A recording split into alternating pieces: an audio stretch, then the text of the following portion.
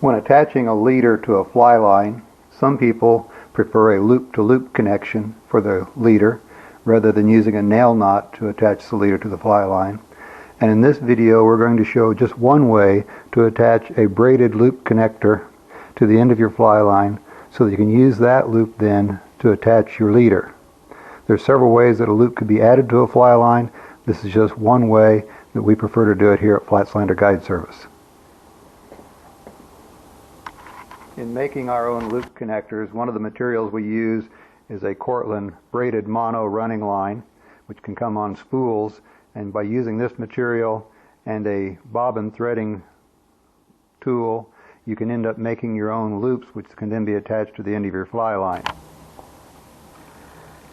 In making your loop connector, you'll take the piece of braided mono, fold it back upon itself to give you a rough idea of where the loop will be and how big you want it, and about how long the tag end will be, or the tail end will be, that you pull through the braid itself. Then with your bobbin threading tool, you take the bobbin threading tool, insert it into the mono, or into the braid, at about the point where you expect it to exit, and lace it up through the braid to about the point where you expect the loop to form. And bring it out, and then tuck the tag back through so that you can pull it back through the mono or the braid. At this point I like to insert something into the mono so that it doesn't close that loop up as I pull back through.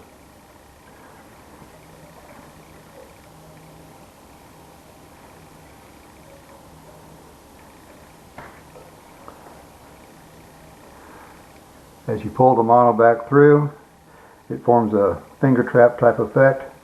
You can take out your device that maintains your loop, and that allows you to develop a loop of various sizes into this braided mono. Once you've completed your loop, then it's just a simple process of sliding your fly line up into the end of the braid until it makes contact with the tag end that has been pulled back down inside the braid. It takes a little bit to get the fly line started into the hollow part of the braid.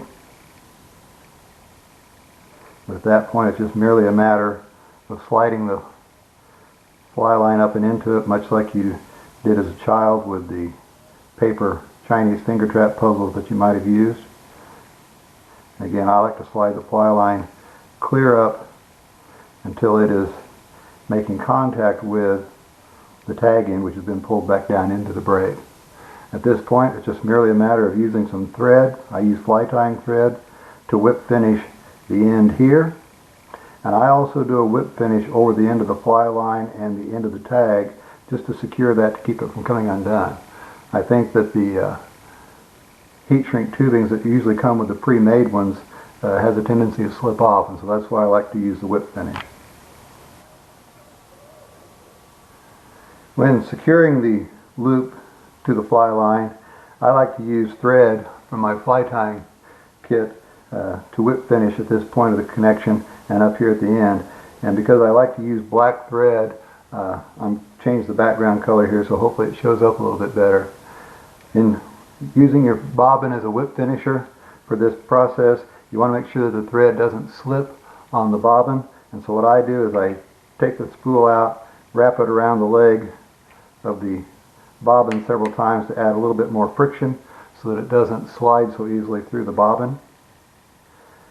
And then it's merely a matter of laying your thread down along the edge of the place where you're going to whip finish, and then allow your bobbin to swirl around and start wrapping back over itself. Now, this process is going to end up with what's called a whip finish, and so you're going to need to save this tag of thread to pull the whip back through itself at a later point. Here it's just a matter of working thread off and continually wrapping and whipping that thread down the length of the connector.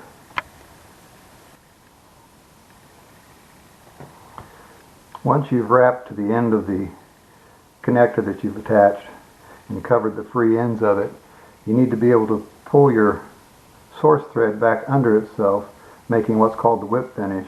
And here's where I take that second little piece of thread, the piece that I cut off originally, and I know it's small here, but I take this piece of thread and I fold it in half to make a loop. I lay that loop next to the fly line and then wrap about 3 or 4 more times. At this point I cut the source thread, take the source thread, work it through that loop, and then pull the 2 tail ends of the loop back under itself, and that tucks the thread back through itself, making what's called a whip finish.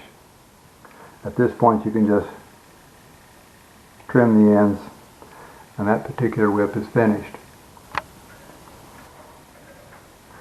I'll try to demonstrate that process a little more clearly using a larger example here. I'm just using an ink pen to represent the place that we're going to be wrapping, and the orange here would represent what would be your ply tying thread. You start by laying your thread across the object you're going to wrap, and by throwing your bobbin around, you merely wrap your thread around your fly line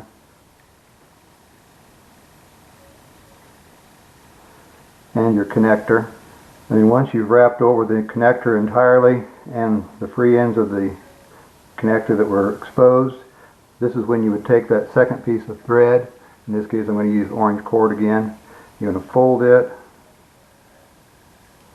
to create a loop over your fly line, and then wrap over that loop a few more times. Again, you do this by throwing your bobbin over the fly line and the loop, and then take the tag end of your cut thread at this point, bring it through that loop, and then you merely pull the tag ends of your loop through and under. That tucks the free thread back underneath, and that creates what's called a whip finish. And it's at this point then when you would cut that tag off and you'd be completed with your whip finish. When I'm doing the whip finishes, I prefer to do a whip finish on the end of the connector where the connector overlays the fly line to secure it so it doesn't slide off. And then I also prefer to do a whip finish where the end of the fly line touches the tag end of the loop coming back through, just to assure that that tag end doesn't slide back out and the loop comes undone. At this point, to secure those knots, just to make sure that they don't come undone, you could use any kind of knot glue, etc. I like to use just fingernail polish, clear fingernail polish, to coat those threads. It keeps them from unraveling, protects them a little bit, and keeps those loops from coming off your fly line. I hope this video has been helpful, showing you at least one way you can put on a braided loop connector on the end of your fly line, if your fly line doesn't already come with a loop on the end of it. I prefer the braided loops or the loop that's already built into the fly line, as opposed to the situation where some people take a piece of monofilament, nail knot it onto the end of the fly line, and then tie a perfection loop in the end of your monofilament, short piece of monofilament for a loop. I think these loops are a lot more secure and are easier to work with. If you have any questions, don't hesitate to drop us an email. We'll be happy to help in any way we can.